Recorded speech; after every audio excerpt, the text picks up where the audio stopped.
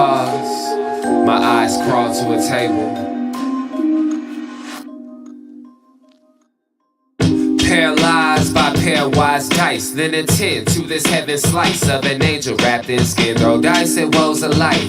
Love deprived, look at her vibe. What's the meaning of life? One subjective paradise. Crystal chandeliers, motives reflected. Off the mirrors appear clear, grinning from ear to ear.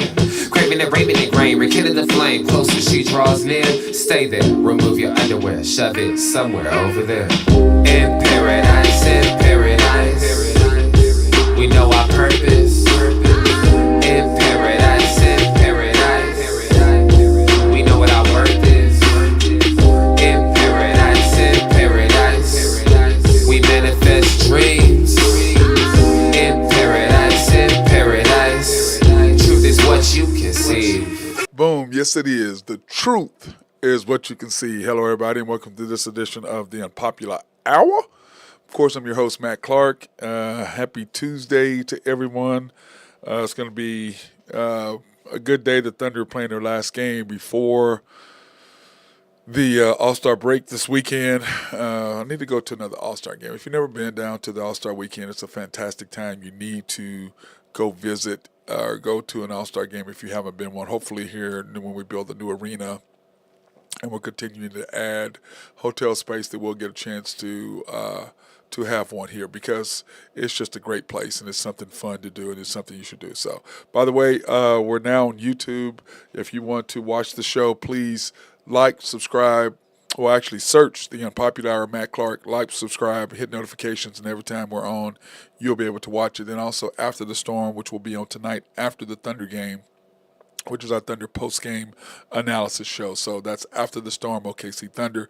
Like, subscribe, hit notifications, and every time we're on, you'll be able to come on. And plus, now that we do this, you'll be able to ask me questions. I can see it right here on my screen. So if you have any comments about anything we're saying, or you have a question to ask, just please go to YouTube, the Unpopular Hour Matt Clark, and ask the questions, and you'll be able to do it. We'll be able to see it, because the other day we were on and we had a question and we answered it. So a couple things. We're going to talk a little bit about the Super Bowl, because I'm just like, the Chiefs won, and we didn't really get to full detail yesterday, but the Chiefs won the Super Bowl. Back-to-back, first team to do it since. They have a few issues that they have coming up that they're going to have to resolve. You're going to have to resolve Chris Jones and L'Jarius Sneed. Chris Jones, I think, what is his cap? $32 million, I guess, if you franchise tag him. And I know they re-signed Mahomes, extended Mahomes, in order to give him to create more space, so they could sign people, because you've got Gay that you've got to sign, you've got L'Jarius Sneed, you've got Chris Jones. You've got, Drew Tranquil to come back again. You got to sign him for another 1-year deal. So, and then, of course, Donovan Smith, I don't know if you're going to really sign him again. He got his ring. He's got 2 of them. So I don't know if you're going to sign him again, the left tackle for the Chiefs.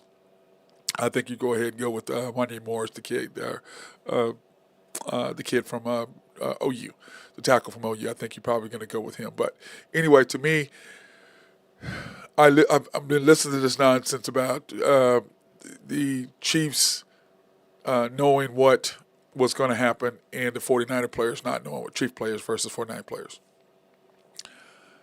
The 49ers took the ball because of one reason. Then Kyle Shanahan said that he believed, because of his defense was playing, he believed that if they went down and scored, the Chiefs was going to come back and score, and he was going to get the ball back. That's what he truly, truly believed, that they were going to get a second time to get the ball back. That's what he believed, that his defense playing so well.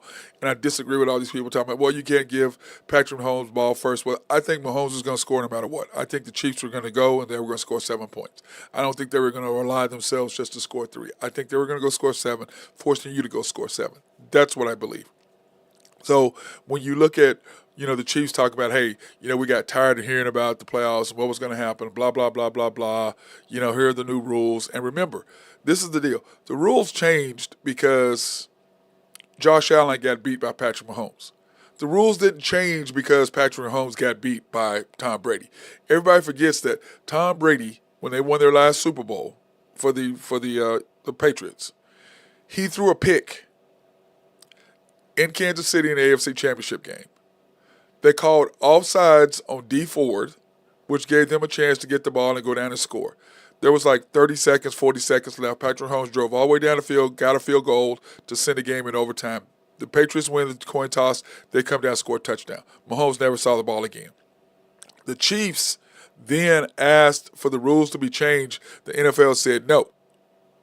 Now, all of a sudden, Josh Allen loses to Patrick Mahomes. Now, all of a sudden, they want to change the rules. Oh, the greatest game. Well, that game went in overtime, and it's for the AFC Championship. That game was just a divisional series. That wasn't a championship. And it's so funny is the Chiefs are the ones who did not vote no when they said something. The Chiefs go, hey, let's change the rules. And the Buffalo Bills are the ones who said no to changing the rules. So then they get beat by a rule change that they weren't in favor for. And then when they lose because of the rule they did not vote for, they in turn asked for it. The Chiefs said, sure, we'll take it. We don't care.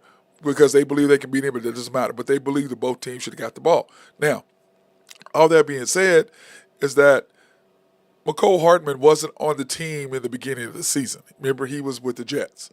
And the Chiefs have talked about all year long that they've been talking about this. This is what we're going to do. Chris Jones, in detail, explained what they were going to do. We were going to give the other team the ball if we won the tip or won the flip. We're giving them the ball so we know what we need to do. Because I believe the Chiefs' defense, they believe they're going to go down. They're going to give up 3 points, and then no matter what, the Chiefs are going to go score 7. I believe that's what they were going to do. They weren't looking at scoring 3. And if the other team scored a touchdown first, the Chiefs are going to go for 2. So that all being said, I have no problem with, the players not necessarily understanding for the 49ers. That just says they weren't that prepared for it. But the Chiefs, once again, the little details of how things are done. So I look at it this way. Mahomes is just a beast. And I believe that Kyle did what he did because he believed his defense was going to hold them to 3 points. That's what I believe. If they scored whatever it was, he believed he was going to get the ball back for a third possession. I truly believe that. Okay? That's what I believe. And I think that the Chiefs were like, no, we're either going to win or lose this game on Patrick Mahomes. If we need to score 7, we're going to score a touchdown and we're going to go for 2. We're not going to give you a chance to go back and get beat. We're going to decide whether we win or lose on our own players. We're not going to give you a chance to beat us. We're either going to win or lose this game on our own tape. That's what I think happened. And I'm so tired of all these guys coming up with all the nonsense because to me it's really simple. The Chiefs knew exactly what they were going to do. They had been planning for this in the very beginning of the season. The 49ers, on the other hand, did not. But the 49ers' defense had just been exhausted. The Chiefs had just ran down the field. They didn't want to know. They didn't want to give Patrick Mahomes an easy touchdown.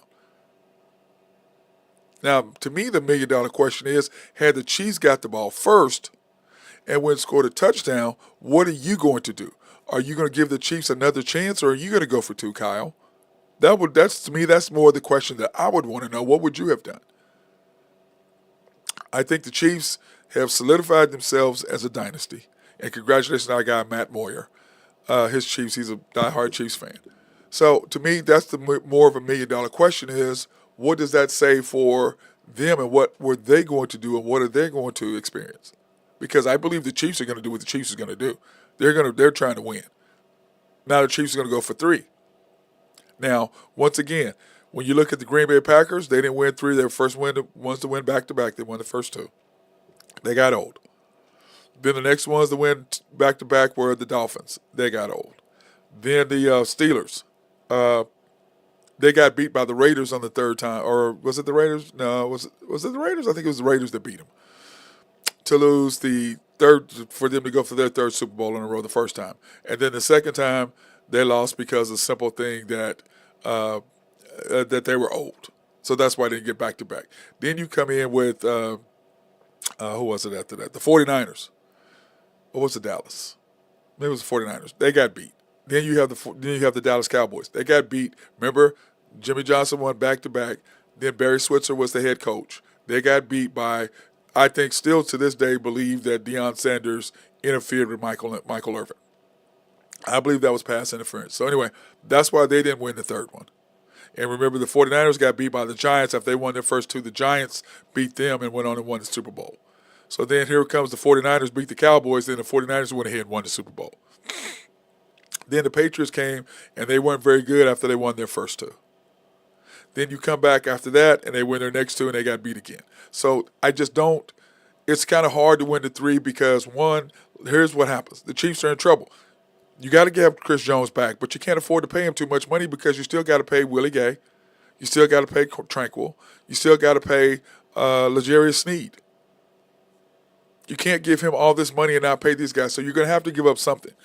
And Chris Jones is 29, so he's got maybe 2 good years left, 3 max, and he's done.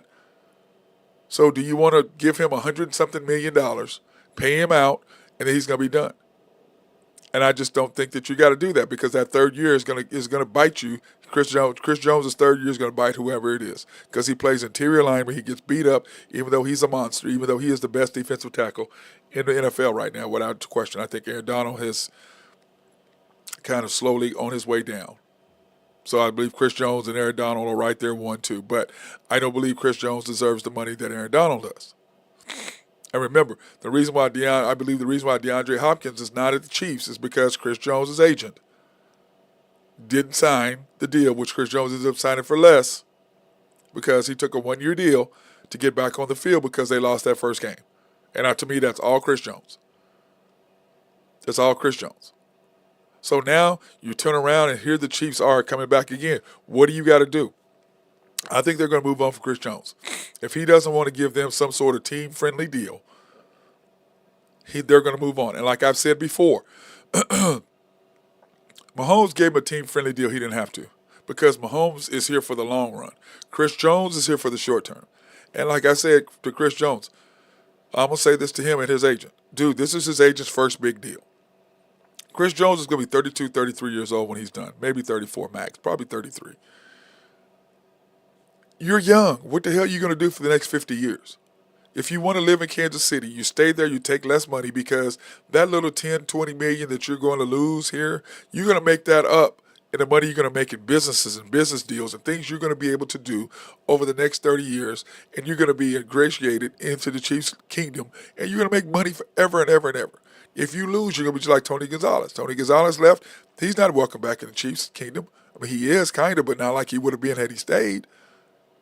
Now, I do understand why Gonzalez left, but yet, at the same time, he's not beloved in Kansas City like he was, like he would have been had he stayed. Chris Jones is the exact same way. You're going to be beloved. Plus, if you stay, you get a chance to do something that no other team has done. No other team has done. Now, Willie Gay on the other side, he's going to have to make his money. L'Jarius Sneed is going to want a gazillion dollars, and I think you could probably, to me, you can get away with L'Jarius Sneed more than you can Chris Jones, to me. If I have to let one of them go, I'm going to let the cornerback go. I'm going to keep Chris Jones because of the fact of what he do. Because he's just, unless you can go out there and get somebody who's a young Chris Jones is coming up, which I don't see that you're going to be able to pick and where you're picking, I don't see you be able to do that. So that's the $1 million question with them. What are you going to be able to do to move up to get somebody like a Chris Jones? There's not that many. They're generational. And then on the other side with Chris Jones, you can win 3 in a row. You already now, I believe, punched your ticket for the Hall of Fame because you've been dominant.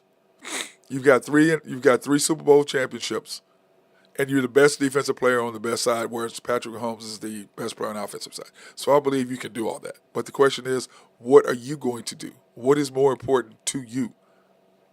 That is the $1 million question on what's going to happen with that. So all that being said, the Chiefs, to me, this is what they've got to do. You got to do your best to sign Chris Jones and L'Jarius Sneed. Those two are going to have to take some sort of team-friendly deal and not look at go, let me make all the money I can make. Because if they do that, they're going to end up just like the other guys who do that. When you go chasing those dollars like they're doing, they're going to chase the dollars. They're not going to win championships. Look at Tyreek Hill. He went and chased the dollars. Now, instead of having 3 Super Bowl rings, he's got 1.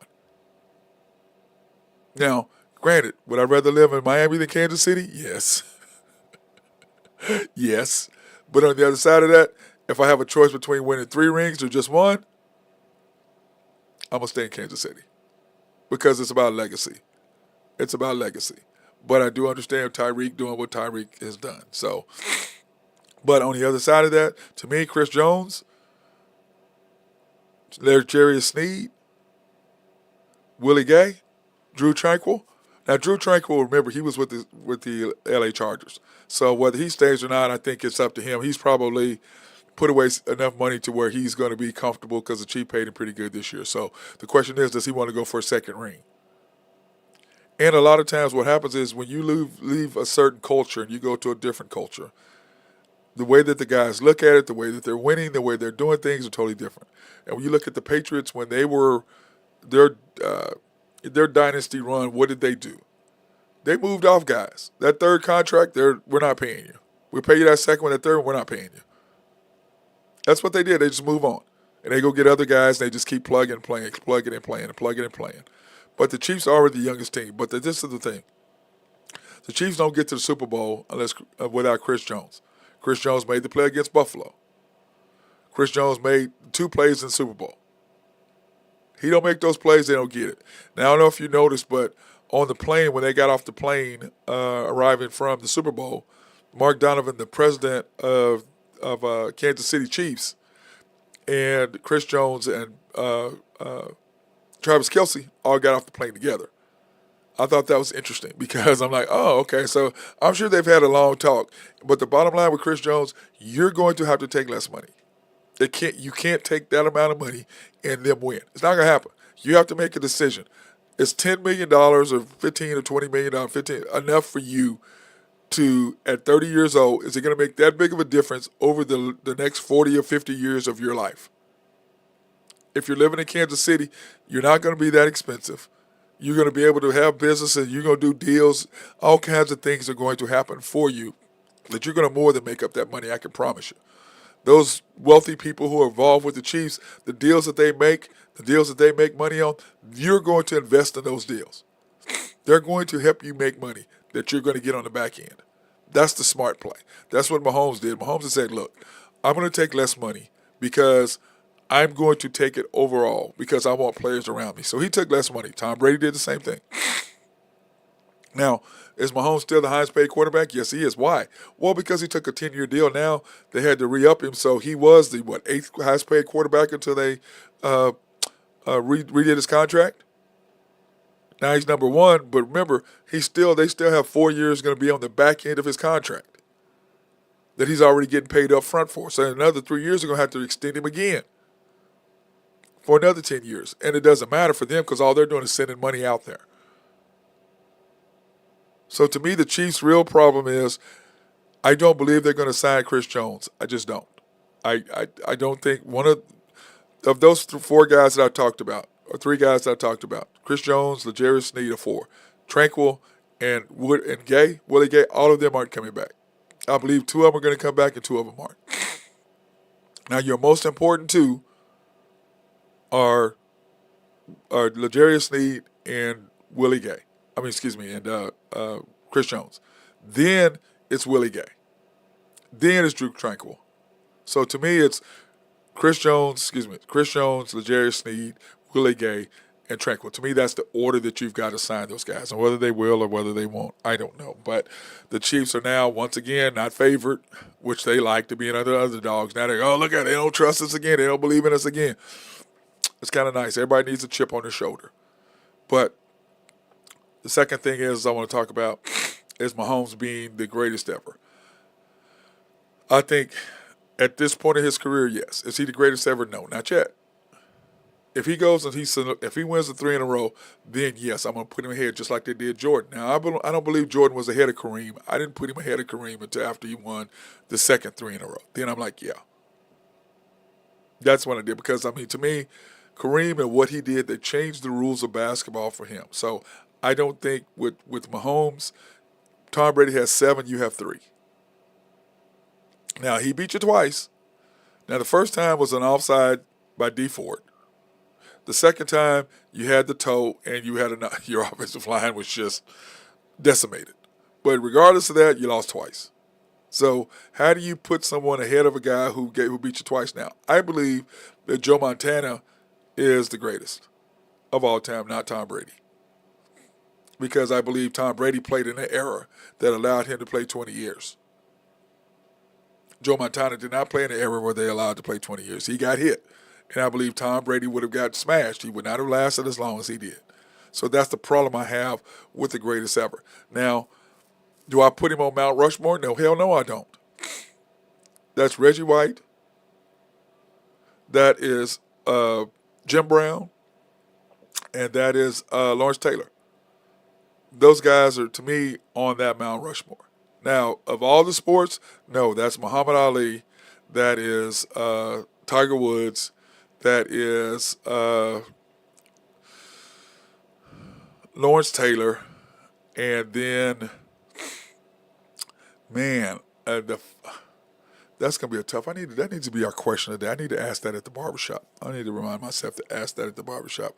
Who would be your Mount Rushmore of all sports of the four guys? Who would that be? So I need to do that. And then my fourth would probably be, let me see, Tiger Woods, Jim Brown, Lawrence Taylor, or I would say Jim Brown would be my second.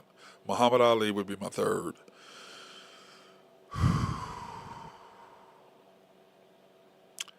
Man, my fourth, that would be tough. I'd probably have to say either Willie Mays or Hank Aaron. So I did baseball, I did basketball, I did baseball, I did football, I did boxing, and did I do basketball? Let me see what I have. I had Muhammad Ali, Tiger Woods, so I did golf. That's what I did. Jim Brown, and so I did golf and baseball. So anyway, Hank Aaron would probably be my fourth, or Willie Mays. One of those two would be that. So that's kind of how I did my grouping as far as all that's concerned. So, but anyway, I'm going to go ahead and take this time to thank our sponsors, Collaborative Logic. Want to appreciate those guys for keeping us up and running. If you have any needs for computers, software, or any sort of website design, they can do all that. And like I said, the thing that I love about them most is that when I have an issue, they can just remote in, and Brandon remotes in, Braden remotes in, and fixes everything that I have to do. I really like that, so they don't really intrude into your space to get stuff done. So I really, really appreciate those guys. If you have any needs for that or upgrading your office, or you need network design or anything like that, they are the people to talk to over Collaborative Logic. SRB, if you have needs for engineering, surveying, or planning, holler at my guys over at SRB and my guy Mark Long. They love to be behind the scenes. So if you need a complex or something in the building that you're building, they can come in and make sure there are no leakages, no flooding or anything like that. They are fantastic at doing that. And also, if you're a city or a county, they can come in and do your water stuff, your water treatment or dams and stuff like that. They are fantastic at that. Oak Grove Trucking, if you have any needs for dirt, rock, or sand to be moved, holler at my guy Jose Fierro and his dump truck. He's getting a dump. He's going to have two, so he's going to have a dump truck as well. Holler at my boy. And also Greg and Max Nafee at Nafco. Holler at our peeps, and they will be more than happy to help you out because they do me. Love those guys over there. They've helped me with all of my things. They helped me with the Matt Clark Academy, and they sponsored several kids who now have graduated from college. So we appreciate them, and those boys do too, and so do their parents. YNB, family owned and operated since 1912. They are the bank that makes things happen. They're an equal housing lender and a member of the FDIC. Proud sponsor for us to go out and support women, minority, and black-owned businesses in the Oklahoma City area. Man, they are fantastic, okay? And love those guys. But you can pre-qualify online at www.ynbok.com. That's www.ynbok.com. Or you go into any of their locations, the main bank at 401 Elm in downtown Yukon, YNB East, which is off the Parkway and 66 or 39th Expressway, however you look at it, YNB Mustang 218 North Mustang Road, YNB Parkway, which is off Garth Brooks and I-40, just south of I-40. You can't miss it, right in front of the hospital. And then YNB Peoples, which is in Bethany, located on 23rd between Rockwell and MacArthur. And then, of course, our latest sponsor, Shelter Insurance, the Mark Pemberton Agency, proudly serving the Mid-Dare area since 1982. They're located at 4609 Southeast 29th in Dale City, Oklahoma, 405-670-2424. That's 670-2424. Open Monday through Thursdays, 9 to 5. Fridays, 9 to 1. Closed Saturdays and Sundays. So we appreciate those guys doing their stuff for us. Now, the Thunder have a big game tonight I I'm a little worried about this game against the Magic tonight. I really am.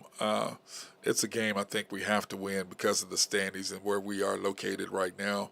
It's a game that I think we have to win because this is also the last game before the All-Star break, All-Star weekend. So I believe it's something that we have to do. Uh, get that get that up and going. So we got to get that done. So I'm sorry I'm getting texts from all these people. We have our basketball reunion this weekend, so I'm excited about that. Oh, my guy Drew Hinthorn sent all of his picks, but he sent them too late because I'm already doing something else. So, but anyway, the game tonight, the Magic, the Thunder 36-17, the Magic 29-24. The Thunder are 3-point favorites. The Magic +3 over unders 223.5.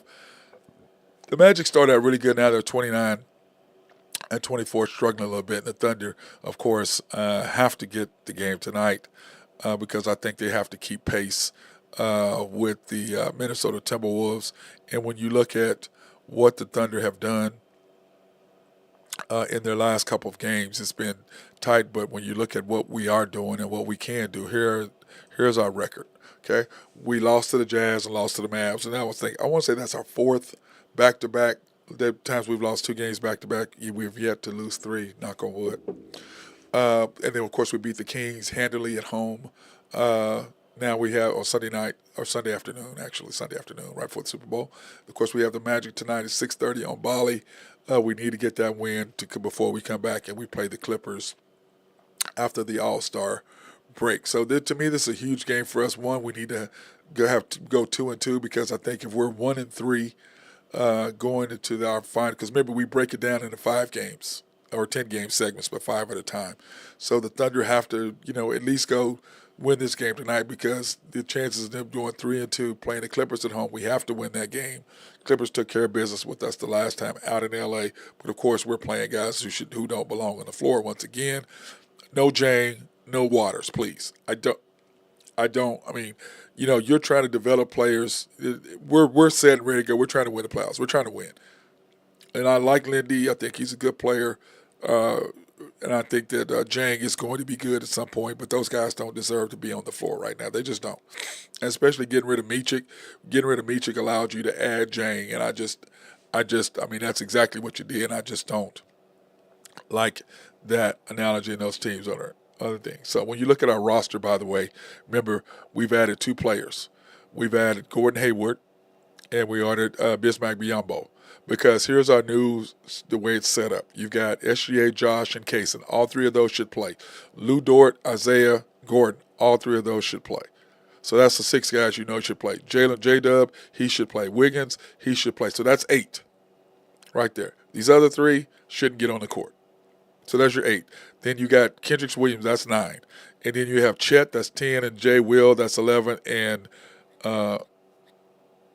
then Biyombo. So that's how I look at it, okay? So you got those 6, 7, 8, 9, 10, 11. That's 12 guys. And to me, if you're going to play Jalen Williams, or Jay Will, you could probably split him and Chet. You can get Chet, slow Chet's times down a little bit, and you can play them. And then Gordon Hayward and Isaiah Joe, you need all of that group right there. But when you come down to it, man, those guys are playing really, really good right now, but I just don't know if you can keep playing 12 guys. But against certain teams, I believe that Biyombo has got to play because when we're playing against the teams that are taller, that beat us up on offensive rebounds, you have to have some height inside. You just do. And I love Jay Will, but, he's just not big enough to do some things. But he does have a wide body, and he does take up space. But you've got to be able to play him. And let's face it, he hasn't been playing the best right now, Jay Will, okay? And when I look at our team stats and what we have been doing as a team, it's a little frustrating to me because when you look at let me see, do I have our stats? I know I have our team stats. I don't know if I have our overall stats. That's on me after the storm. I don't have our team stats as far as individual stats are concerned or shooting percentage. Here we go. Great. Here we go. Got it. Glad I had that. You got SGA averaging 31, 54% from the field, 36% from three. J-Dub, 18.9, 54% from the field, 45% from three. And J-Dub's numbers have gone up. SGA's numbers are slowly going down due to the coach that we have. The best thing for the NBA is our coach. He is the thing that's going to save teams with his coaching style, with his ability to, or lack of ability to understand uh, lineups. That's going to hurt the Thunder, but it helps everybody else because he cuts down on SGA's time and he just doesn't get it clearly, or somebody in the organization doesn't get it. However you figure it. J Dub's numbers have gone up. SGA's numbers are going down as far as points are going down. Field goal percentage is going up. 3-point percentage is going up. And like I said, he gets up to about 40%. And that's my thing with him. And I said this last year, at the end of last year. If he ever improves his 3-point shooting percentage, NBA teams are going to be in trouble. And I've been saying that the whole time, and I do believe that. I think that his ability to shoot the three is going to open him up so much more to be able to score. Sorry about that. I needed something to drink. Trying to drink as much water as I possibly can right now these times. So anyway, when I look at that, that's kind of how I see that. Chet, 16.8 points per game, which is down. Everybody's numbers are down except J-Dub's. His is going up. Wiggins' points per game is going up. And everybody else is about the same or going down.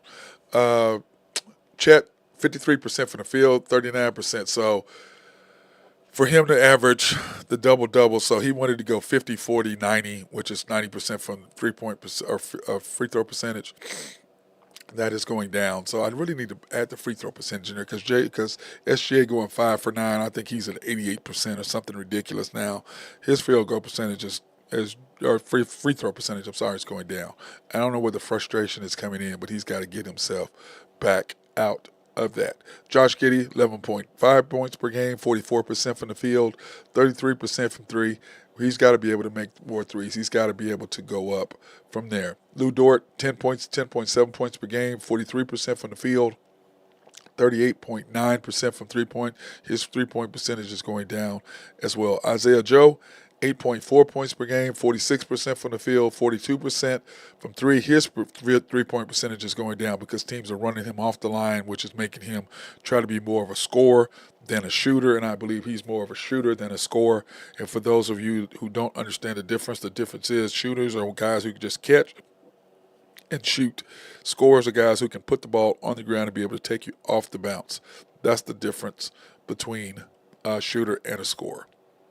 Cason Wallace, 6.8 points per game, 50% from the field, 40% from the line. Three, his numbers are going down as well. Wiggins, 6.2%, 58% from the field, 51% from three.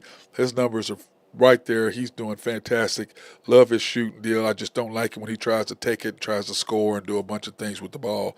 I don't like that part of it, kind of like Isaiah Joe. Brother, just catch and shoot, please. Get yourself to a spot, catch it and shoot it. Then if you can't get to the basket, just don't try to get all creative. Do something basic and get to the basket and finish at the rim. Because last year he had a problem finishing at the rim as well. Hendricks Williams, 4.5 points per game, 46% from the field, 40% from three. Jay Will, 3.6%, 37 and 33. He's just gone down. I don't know what it is with him.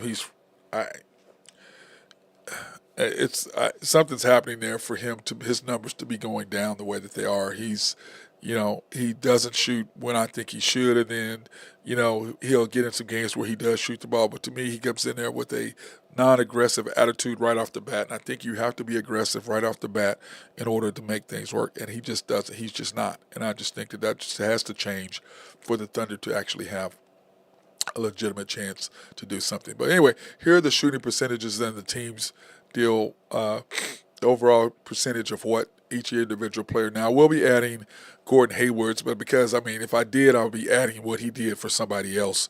So I don't know if I really like that. I kind of wish I could do it just from the Thunder, and I'm going to see if I can just from the Thunder, but I don't think if I'm going back and pulling up stats, I'm going to be able to do that unless I take every stat from every game and be able to do it from that. I'm not sure if I really want to do that. So, but anyway, we'll be adding his numbers in here as well as beyond both. So we'll be doing doing both of those numbers here coming up. Now, as a team and what we're doing as a team, remember the Thunder team stats, here we are. Third in scoring, 13th in giving up points. Second in field goal percentage in the NBA, first in giving up points. Okay? 3-point percentage, we're third and we're 10th. Okay? Assists, 27.2, we're ranked 10th, and we're ranked 19th as far as giving up assists. Pips, points in the paint, we're fifth giving up and scoring. So, and I bet that's got to go up because I know that we got spanked the last couple games with the Jazz. And this last game, we finally caught up and we actually outscored somebody in pips, which is points in the paint. Assist to turnover ratio is 2.1 versus 1.6. And then here's our key stat. I have my key stats are what we're scoring and what we're giving up, what we're shooting from 3-point percentage, what we're giving up from 3-point percentage, and field goal percentage. And then pips, which points in the paint, and then turnovers and offensive rebounds. To me, those are the big issues that I have. Turnovers were fourth as far as turning the ball over, 12.5, which I think is pretty good, and that means we're taking care of the ball. And then we're first as far as 15.9 as far as turning the other teams over. So we're good at taking care of the basketball, and we're excellent at turning teams over. Offensive rebounds, here's the one thing and what Biombo I think will help us is we're 29th in getting offensive rebounds. We're only averaging 8.9, 8.6 rebounds, offensive rebounds a game. But we're giving up 12.7 offensive rebounds a game. That's like we're next to last in both categories. So basically we're last. That's how I look at it. Second quarter scoring, which is where J-Dub is doing his best. We're 16th in the second quarter, and then we're 10th in opposing opponents as far as giving up points in the second quarter. Fourth quarter, we're 6th, and that's because he brings SGA in faster in the second quarter, in the fourth quarter than he does in the second quarter.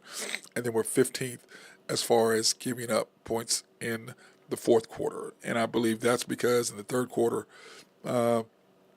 we're struggling a bit. The second quarter, we're letting teams get back in the groove as far as scoring. And then once they get into the groove because of his lineup decisions that he's making in the third and fourth, like holding J-Dub, he plays too much in the third quarter.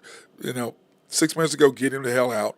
And then you have Isaiah Joe, you have SGA, you have Kaysen, you have Wiggins, and you have Jay Will, and then you bring in Chet or now Biombo so we can play if we have a bigger lineup, and also K-Rich. That's the group that you play, and that group right there will keep you in games and stop the opposing team from going. Because like I was telling Nathan the other day or yesterday or whenever it was, and he got a little upset with me, is that J-Dub is not SGA. When you play him with that group of players, he's not SGA. He's the weakest link defensively of that group of players. He just is. He's not SGA. When you bring SGA in there, like I said, basketball is a cohesive game, okay? You have to know, like we were talking about the Kansas City Chiefs defense, those guys being all young last year, and now they're coming back. It's the same thing with basketball. Like I said, playing with Randy Wright, the commander, it was easy for me because I knew where he was going to be. Play with Bill Self. I knew where he was going to be. So they knew if I do this, they were going to do that. If they did this, I'm going to do that. So they knew what I was going to do. I knew what they were going to do. You get other guys on there, if I do this, I don't know what the hell they're going to do. And I think the same thing happens here in this instance. They're playing with J-Dub instead of SGA. They've been playing with SGA all year. So they know everybody knows what the other person's going to do and where they're going to be. When you're playing with somebody new, you don't know what the hell they're going to do. You don't know where they're going to go.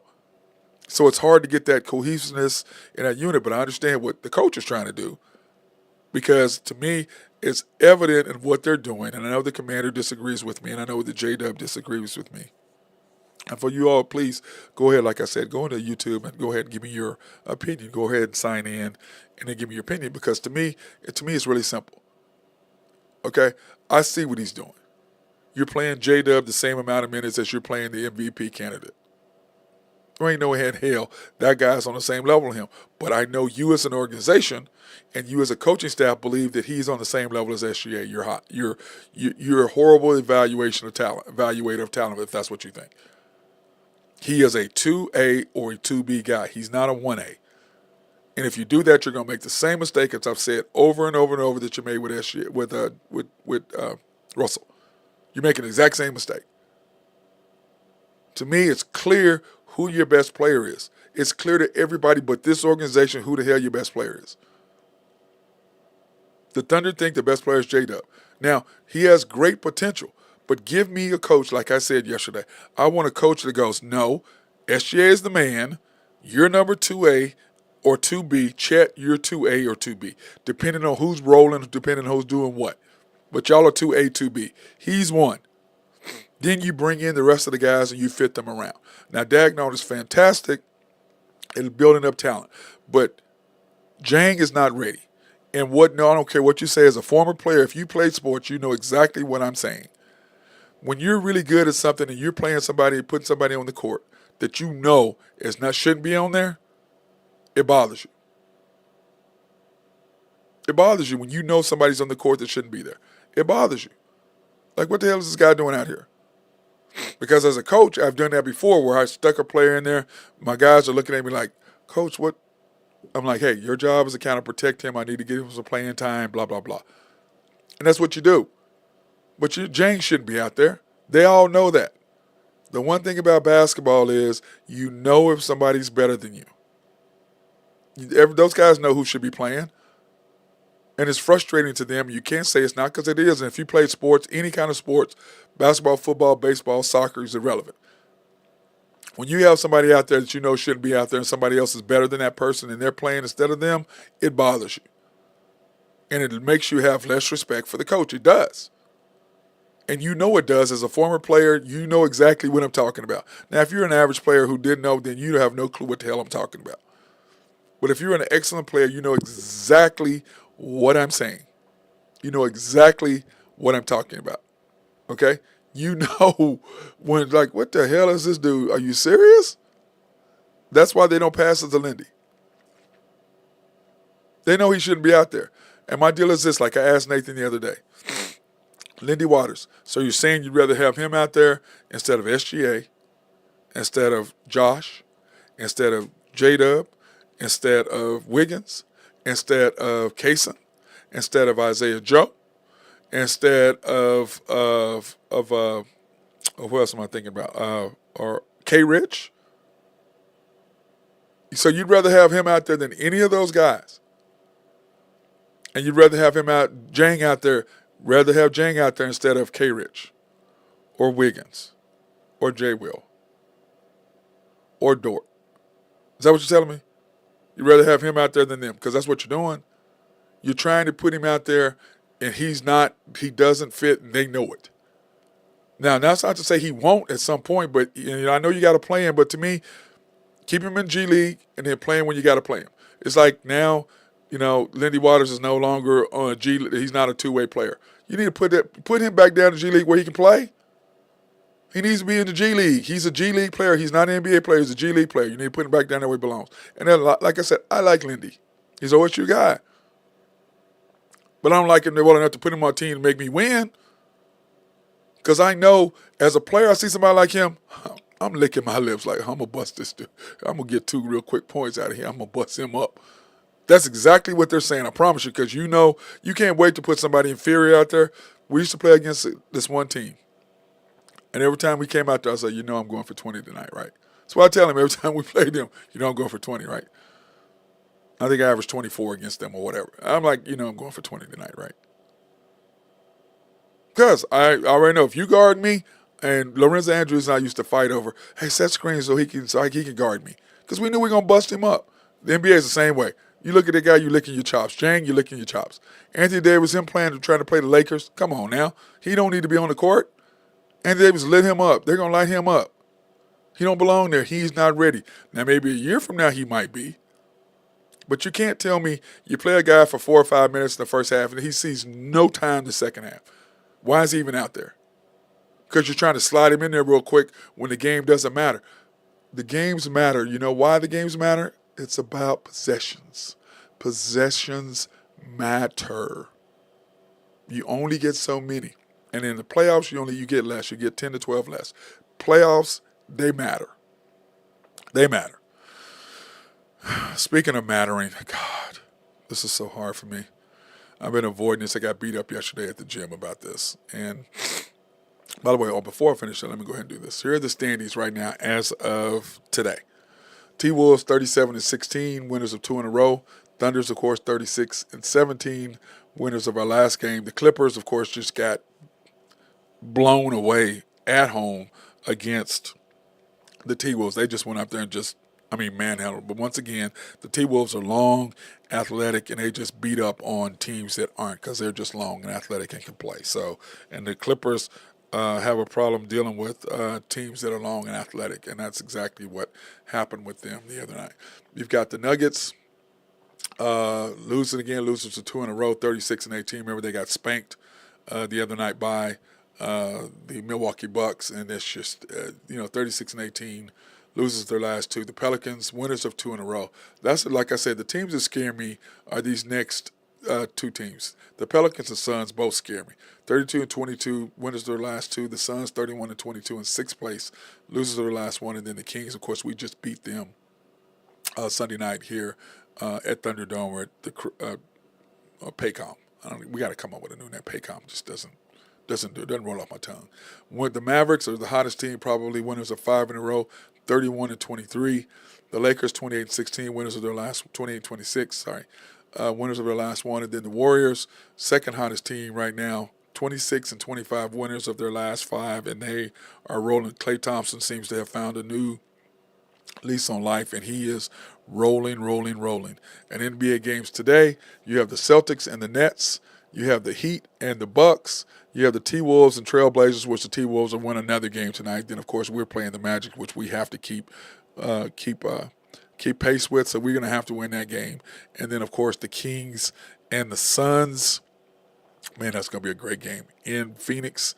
Sacramento going there, and that's going to be a game. And then, of course, the Pistons at the Lakers. The Lakers should handle the Pistons quite easily. But the Heat and Bucks is going to be a great game. The Heat and Celtics had a great game the other night, so looking forward to that. And then, of course, the T-Wolves and Blazers. That's going to be an easy win for the T-Wolves. And so we're 1 game back, so we have to keep pace by beating the Magic there in their place tonight. So this is hard for me, guys, so let me go ahead and get it out of the way. Like I said, I got beat up yesterday by this. Houston is leading the Big 12 standings at 8-3, 21-3 overall. The Iowa State Cyclones 7-3, 18-5 overall. Texas Tech Red Raiders 7-4, 18-6.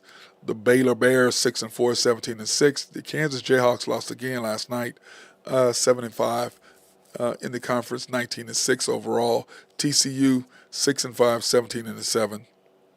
And they are a sneaky team, and of course OU 6-5, 18-6 overall. Then you got BYU, Texas, Kansas State, and of course my Cowboys 2-9, 10-14 overall. It's just anyway. It's kind of hard to watch, but I will be there in Stillwater this weekend. Of course, here are the games tonight. You have Iowa State at Cincy, 6 p.m. On ESPN2. OU at Baylor in Waco on ESPN2 at 8 o'clock tonight. Of course, UCF at BYU, also at 8 o'clock tonight on ESPN+. Now, I won't be watching that because I'll be watching the Thunder game at 6:30 tonight. So, but anyway, there are the games that are currently scheduled. And so it's frustrating for me because watching my Cowboys just get hammered the way they're getting hammered, it's tough. It's tough to watch. So anyway, we're going to be there this weekend for the basketball reunion. So good to see all the boys again. So that'll be fun just seeing everybody. But it's just, it's hard to watch them right now. It really, really is. Now, I almost didn't come to the reunion this weekend. I know they're celebrating the, I think it was which 95 or 99 team that went to the Final Four. I believe that's the team that they're honoring this weekend at the game. So it's just frustrating to me right now. It's hard. It's hard. It's hard for me. Everybody knows that I don't really care about football. OSU football, they win, they lose, they lose. It doesn't bother me. I mean, it doesn't float me one way or another. But basketball does matter since that's what I played. And it's just frustrating to me to see what my boys are not doing this year. So that being said, I hope everybody has a fantastic day. Stay out of trouble. Stay warm.